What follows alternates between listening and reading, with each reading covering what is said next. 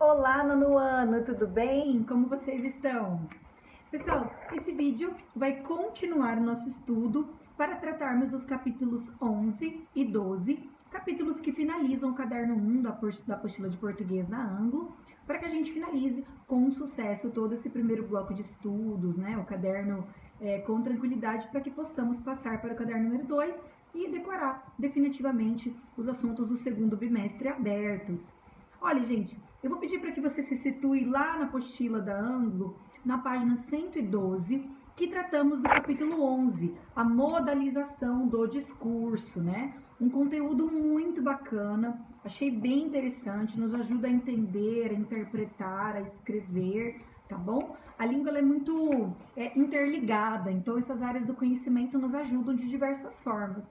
E o capítulo 12 é o último capítulo que trata da produção de texto, lembrando que a cada 3 capítulos a Anglo traz um bem direcionado para a língua portuguesa, e ele faz a distinção da dissertação expositiva, que é aquela que não expressa um posicionamento, uma opinião, da dissertação argumentativa. Então, são 2 capítulos que vão fechar a gramática e a redação, ok? Vou comentar os 2 aqui, vou deixar bloco de exercícios aqui no plural, para que vocês finalizem, né, as atividades, e aí a gente declara esse primeiro caderno todo completo, né, todo resolvido, ok? Gente, o capítulo 11, ele trata de modalização do discurso. O que seria modal, né? Vocês que conhecem os verbos modais, por exemplo, do inglês. Seriam verbos que indicam a nossa intenção.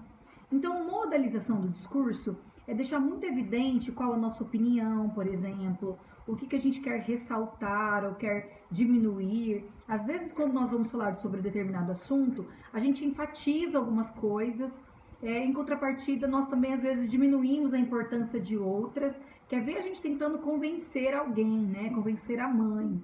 Você enfatiza os seus pontos positivos e deixa de lado aquilo que pode ser, talvez, algo que questione aí a sua conduta, né? Então, galera, nas páginas 112 até 115, existem várias estratégias para você usar no discurso para modalizar aquilo que você está falando.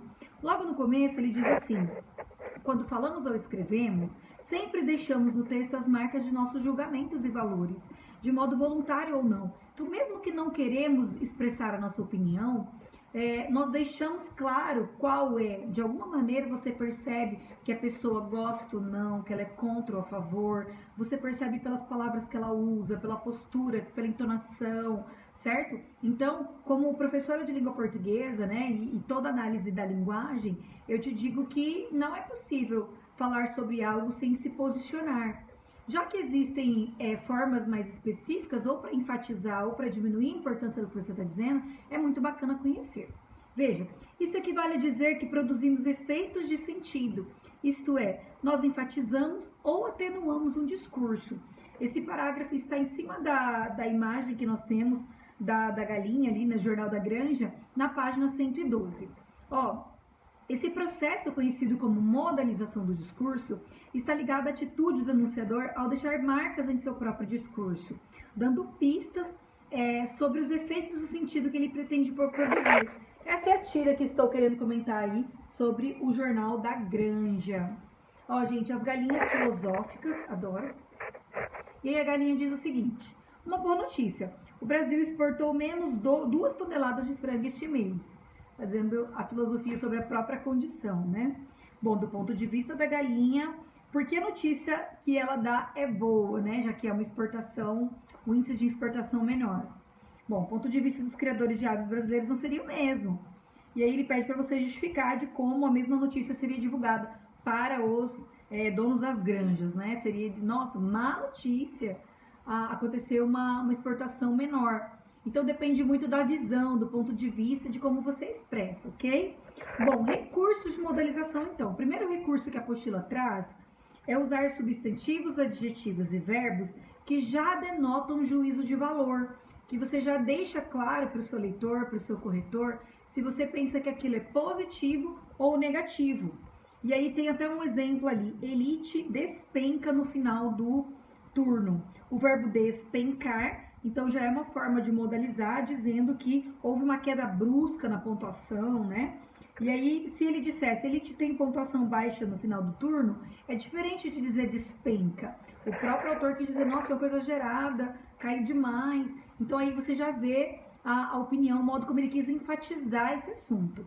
O item 2, na página 113, ele fala sobre advérbios ou expressões adverbiais que trazem diferentes atitudes enunciador. O que é advérbio mesmo, professor? O ad é um prefixo que veio do latim e significa junto. Então, advérbio geralmente é uma expressão que está junto do verbo, atribuindo alguma característica para ele, de tempo, lugar, modo. Por exemplo, se eu disser eu canto, o verbo cantar ele pode ser somado a alguns advérbios. Eu canto bem, eu canto mal, eu canto, cantei ontem, por exemplo, canto aqui. Então, de lugar, tempo, modo, ok? Esses são os advérbios. Olha só, talvez o mecânico conserte o carro hoje. Se talvez, dando uma hipótese, né, uma dúvida, obrigatoriamente o mecânico consertará o carro hoje. Você vê como muda o tom? E, eventualmente, o mecânico consertará o carro hoje. De acordo com a palavra que eu usei, né, o advérbio aí, eu percebo uma modalização entre obrigatoriedade, possibilidade, dubiedade. O item 3 aí da página 113. O modo verbal empregado pelo enunciador expressa sua posição de certeza ou dúvida. Se eu escolho o modo verbal que deixa claro que é uma possibilidade, uma dúvida, já marca aí esse tipo de enunciação, né? Se eu disser aqui, falha elétrica causa lotação nas estações do metrô. Então, seria uma dúvida, né? Ou até uma possibilidade aqui. Enquanto quando você diz as pessoas não creem que a falha elétrica cause, aqui é a dúvida, na verdade, né? Ela pode causar. Enquanto na outra ela causa lotação, aí é uma afirmação. Então, dependendo do modo que você escolhe, do verbo, já fica claro que é uma afirmação ou que é uma dúvida, uma possibilidade. O item 4, verbos auxiliares do tipo poder, ter, dever, que são aqueles chamados de verbos modais no inglês, que indicam possibilidade, permissão, obrigação. As frases que temos são, pode chover hoje, né, uma possibilidade. Ou ainda, pode entrar, amigo, uma permissão. Os jovens devem respeitar os idosos, obrigação. A estas horas, meus pais já devem estar preocupados, uma probabilidade, uma possibilidade.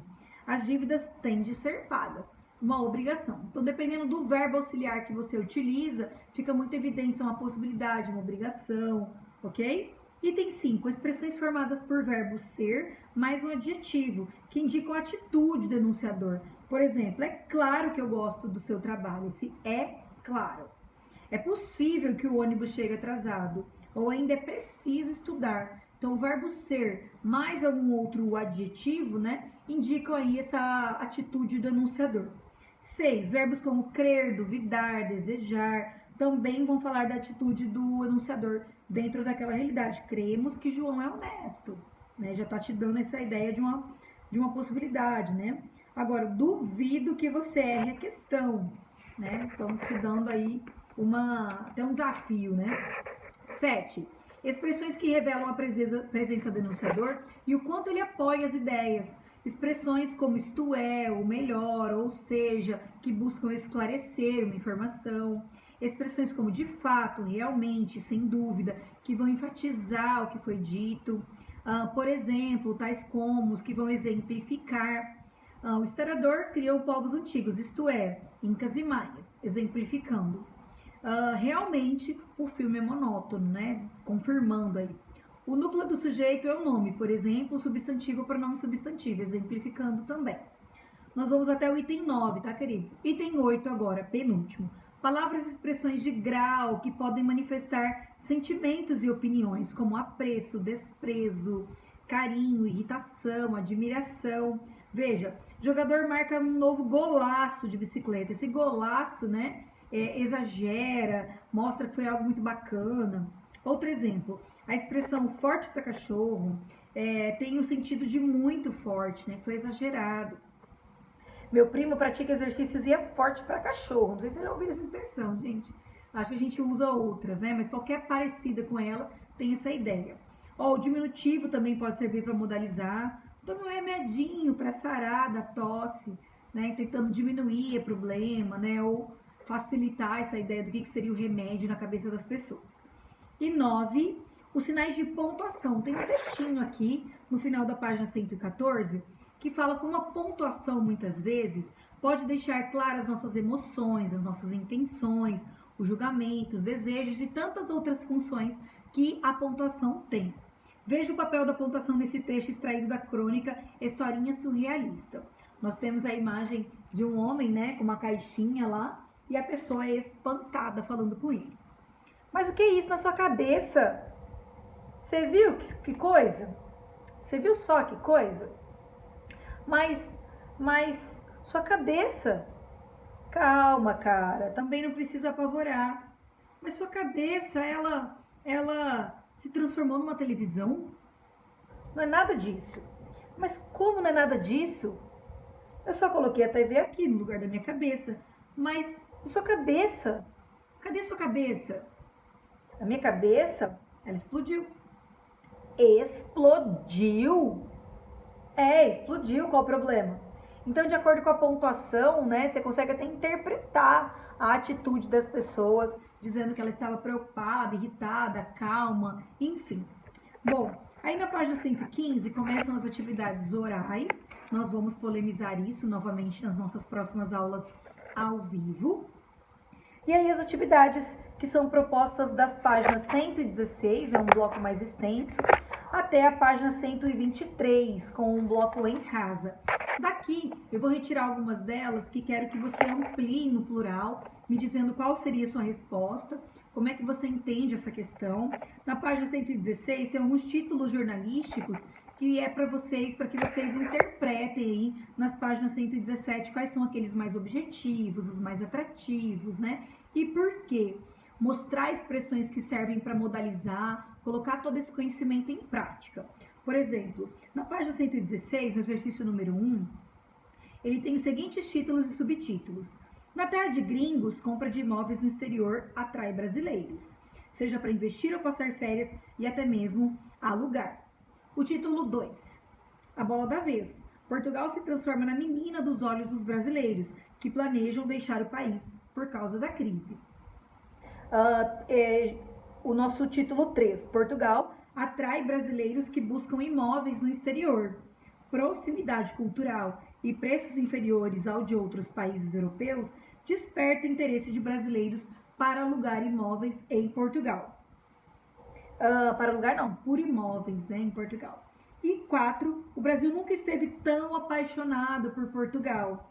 Setor imobiliário dá pulos de alegria ao ver investidor brasileiro, depois da crise econômica, trocar Miami por Lisboa. E aí eu quero que você diga lá qual deles tem mais objetividade, qual deles é mais atrativo, por quê. São respostas pessoais que vão colocar em prática o conhecimento desse capítulo todo sobre a modalização do discurso, ok? E aí o exercício 2 traz um texto que fala sobre exercício e mortalidade. Gente, eu fiquei chocada de ver que existe um estudo que aponta que a pessoa sedentária, ela tem danos bem parecidos com uma pessoa, por exemplo, fumante.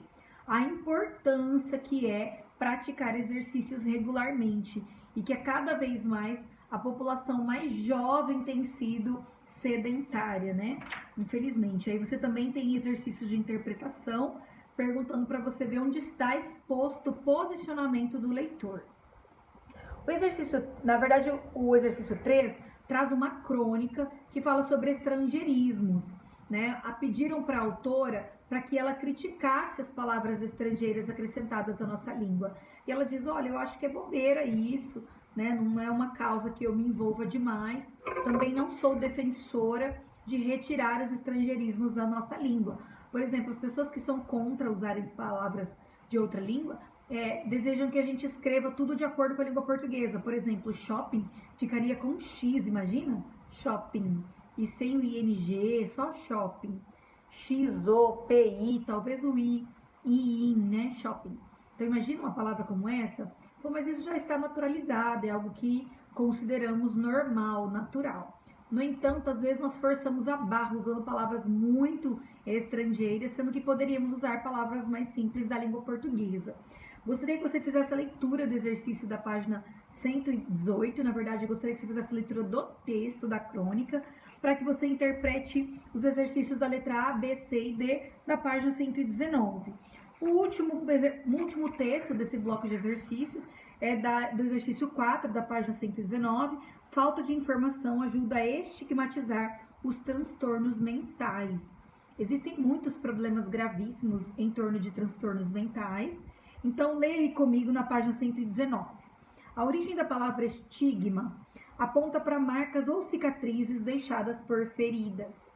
Por extensão, em um período que remonta à Grécia Antiga, passou a designar também as marcas feitas com ferro em brasa em criminosos, escravos e outras pessoas que se desejava separar da sociedade correta e honrada. Essa mesma palavra muitas vezes está presente no universo das doenças psiquiátricas. No lugar da marca de um ferro, relegamos preconceito, falta de informação e tratamentos precários a pessoas que sofrem de depressão, ansiedade, transtorno bipolar e outros transtornos mentais graves. Achar que a manifestação de um transtorno mental é frescura está relacionado a um ideal de felicidade que não é igual para todo mundo. A criação desse ideal traça um padrão de comportamento social uniformizante. Você deve ser feliz o tempo todo, você deve trabalhar todos os dias, você deve esconder as emoções que são consideradas negativas. A tentativa de se encaixar em um modelo cria distância dos sentimentos reais e quem os demonstra é rotulado, o que progressivamente dificulta a interação social. É aqui que as redes sociais da enorme popularidade como Facebook e Instagram mostram uma face cruel, desempenhando um papel de validação da vida perfeita e criando um ambiente em tudo que deve ser mostrado no seu melhor ângulo. Gente, achei muito bacana, são só 2 parágrafos, é um assunto que eu gosto muito de polemizar e debater, que é a imposição de padrões, sobretudo mediadas pelas redes sociais. Então, gostaria que você fizesse a interpretação, que vai até a página 120, e aí você finaliza todo esse capítulo 11, né? Tem ainda os exercícios do bloco em casa, certo? Então já fica aí como atividade de tarefa todo o capítulo 11, que vai da página 112 até a 124, ok? Gostaria que você finalizasse esse capítulo, porque ele traz muito conteúdo bacana, muita leitura interessante, tá? Vou colocar aqui no plural para que vocês também resolvam exercícios e coloquem algumas respostas do livro lá. Bom, e por fim, o último capítulo é o capítulo 12, que trata da dissertação expositiva e argumentativa. Novamente, o capítulo 12 ele é concretizado nas aulas do professor Sandro, com a produção de textos, ok? Olha, a exposição, então, basicamente é quando eu exponho o problema, eu até aponto causas e consequências, mas não tem juízo de valor, não tem a minha opinião ali. Já o texto dissertativo argumentativo, além de apontar exposição do problema como causas e consequências, eu também expresso a minha opinião, juízo de valor. E é exatamente os textos dos vestibulares, do Enem, das provas, provavelmente que vocês já fazem aqui no 9º ano, a maioria delas, tratam do texto dissertativo argumentativo. E aqui, gente, nós temos nas páginas 126 e 127, textos que vão tratar do trabalho infantil.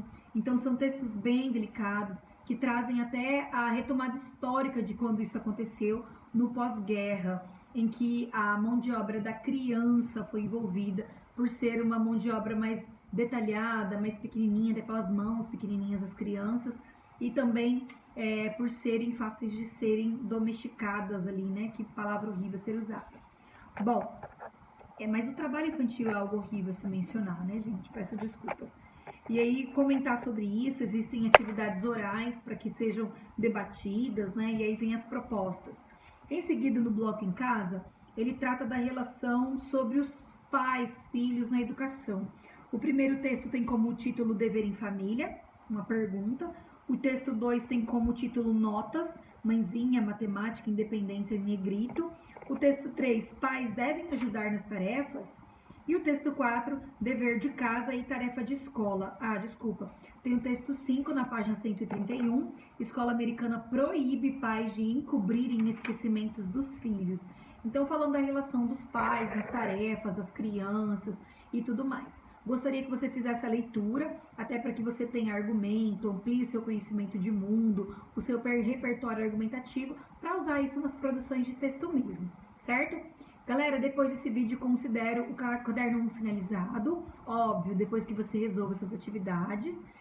Possivelmente a gente volta a comentar alguma coisa aqui ou no vídeo ou nas aulas ao vivo, mas completamos todas as atividades, bem como todos os capítulos, certo? Quaisquer dúvidas ou dificuldades, entre em contato conosco, me chama lá no direct ou no WhatsApp, tá bom? Estamos sempre prontos para atendê-los da melhor maneira. Agradeço muito. Tchau, tchau, gente!